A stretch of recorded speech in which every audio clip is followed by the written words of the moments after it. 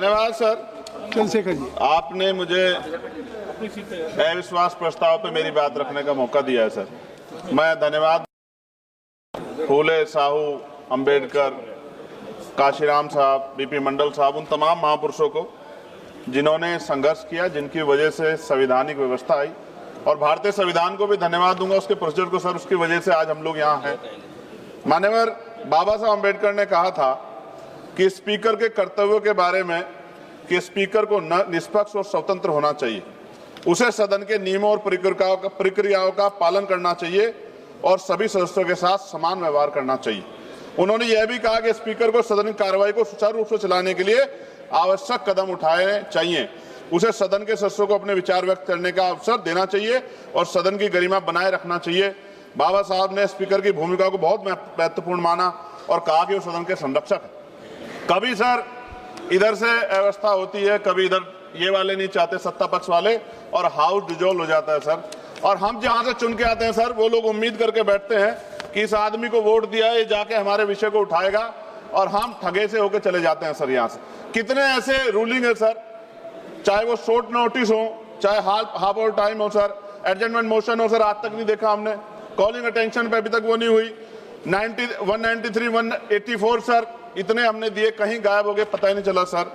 Iran पे चर्चा होनी चाहिए थी सर, हल्ला मचा। क्यों सर? क्योंकि गैस के दाम बढ़ रहे हैं और ऑयल की भी दिक्कत सर देश में पैदा हो रही है। जो बिल आते हैं सर, हम उस पर इसलिए बोलना चाहते हैं, हम ये कोई ऐसा नहीं सर कि हमें कोई बहुत जरूरत है गिड़गिड़ाने की कि हमें बोलने का मौका दीजिए, क्योंकि जब इन बिलों को रिसर्च होगी, आने वाली पीढ़ियां करेंगी, तो हमारा पक्ष क्या था, हमारी आइडियोलॉजिकल हम कहां खड़े थे, ये देश जानेगा, आने वाली पीढ़ियां जानेगी। इसलिए हम बिल पे बोलना चाहते हैं, अपना पक्ष रखना चाहते हैं सर। 2.5 साल हो गए मुझे यहाँ SC ST पे जो अत्याचार है, NCRB का डाटा उठा के देखो सर, अभी 1.5 साल हुए। 1.5 हुए सर। अच्छा हुआ सर आप जोड़ रहे हैं सर, अच्छी बात है। 1.5 हुआ सर, इसलिए जोड़ रहे हैं, डिप्टी स्पीकर बनना है उनको। चलिए सर, जो भी मैं कह रहा हूं सर, NCRB का डेटा जो कहता है सर, लाखों बच्चों पे, दलितों पे, पिछड़ों पे, आदिवासियों पे हत्याएं होती हैं सर, क्यों नहीं चर्चा होती इस हाउस में सर? क्या उनकी माओ का दर्द नहीं होता पैदा करते? क्या दलित, पिछड़े, आदिवासी सर इंसान नहीं है सर?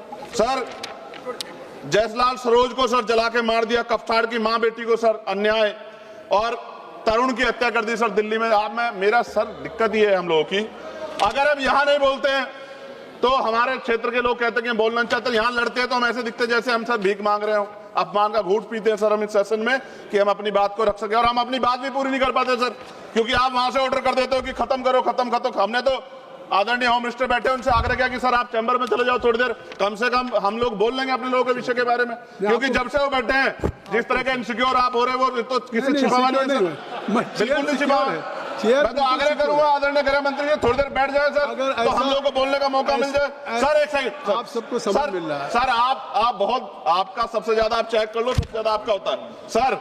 डिप्टी स्पीकर नहीं बनाया गया सर, चेयर और पैनल की जरूरत नहीं पड़ती आज, अगर डिप्टी स्पीकर बन जाता सर। जब हम प्रोटेस्ट करते थे तो बहुत सारे IB के अधिकारी हमें वहां बाहर मिलते थे सर, आजकल हम उनको अंदर भी देख रहे हैं। क्या स्पीकर साहब को पता है इस बारे में? सर भारतीय संविधान के अनुच्छेद 98 में संसद के प्रत्येक सदन के लिए एक अलग से सचिवालय का प्रावधान है। ओवैसी साहब उस पर बात कर रहे थे।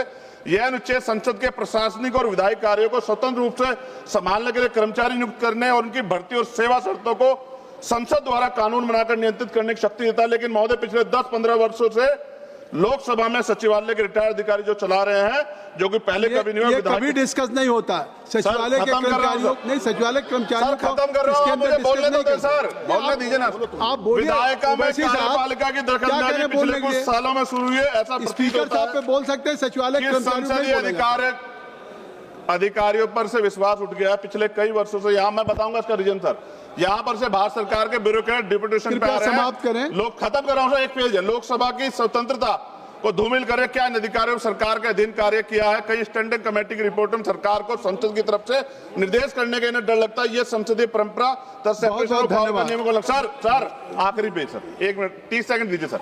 सर क्यों कह रहा हूं, कितने डिपार्टमेंट ऐसे हैं जहां अभी बैकलॉग है सर, और यहां भी है सर 40% ज्यादा SC ST OBC के बच्चों के हक। सर 30 सेकंड भी दे रहे आप, 30 सेकंड आप मना कर दिए। मैं तो सच कह रहा हूं, तो आज आप बोल दीजिए। मान्यवर बहुत सारे बैकलॉग हैं, एससी एसटी के बच्चों को, ओबीसी के बच्चों को अधिकार मिलना चाहिए, नौकरी रोजगार मिलना चाहिए, इसलिए मैंने इस बात को उठाया। कई वर्षों से लोकसभा में नियमित नियुक्ति भी नहीं हुई, रिटायर्ड कर्मचारियों को समाप्त करिए। रखा है। माननीय लोकसभा के सभासद, कर्मचारियों के निकट में अब सरकारी सर हो गया, समाप्त कर रहा हूं। मेरी सरकारी बात घर भी की माने। व्यवस्था सुनिश्चित की जाए। अब आपकी बात खत्म हो गई, अब समाप्त कर दें।